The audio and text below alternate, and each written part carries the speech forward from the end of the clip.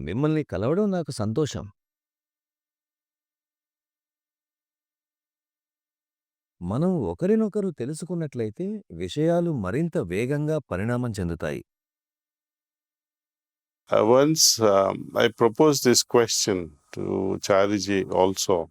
ఈ ప్రశ్న నేను ఒకసారి చారీజీని కూడా అడిగాను. ఒక అభ్యాసి నన్ను అస్తమానం అడుగుతూ ఉండేది. మీరు ఎక్కువగా మాస్టర్ దగ్గరికి వెళ్తారు, ప్రతి 2-3 నెలలకు భారత్ వెళ్తారు అని. ఆమె తన పరిస్థితులు, తనకున్న పరిమితుల వల్ల సంవత్సరానికి ఒక్కసారి కూడా మాస్టర్‌ను కలవలేకపోయేది. So her question was, అందువల్ల ఆమె అడిగింది, నేను మాస్టర్‌ను కలవడానికి ప్రయత్నించాలా అని. అప్పుడు మాస్టర్ ఏమని జవాబిచ్చారంటే, నన్ను కలవకపోవడంలో నీకున్న అభ్యంతరం ఏమిటి అని. anyway, to answer your question straight,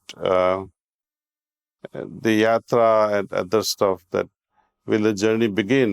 నీ ప్రశ్నకు సూటిగా జవాబు చెప్పాలంటే, మన యాత్ర ప్రారంభం అవడం అనేది ఎంత తీవ్రంగా, తపనతో పరిణామం చెందాలని మనం కోరుకుంటున్నామనే దానిపై ఆధారపడి ఉంటుంది.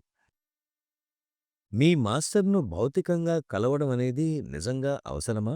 నేను కనీసం ఒకసారైనా కలవడాన్ని సిఫార్సు చేస్తాను.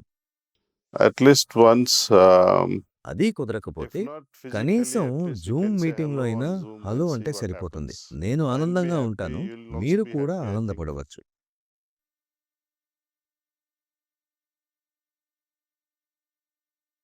మనం కలిసి చాలా దూరం ప్రయాణించాల్సి ఉంది. ఒకరినొకరు తెలుసుకుంటే మంచిది.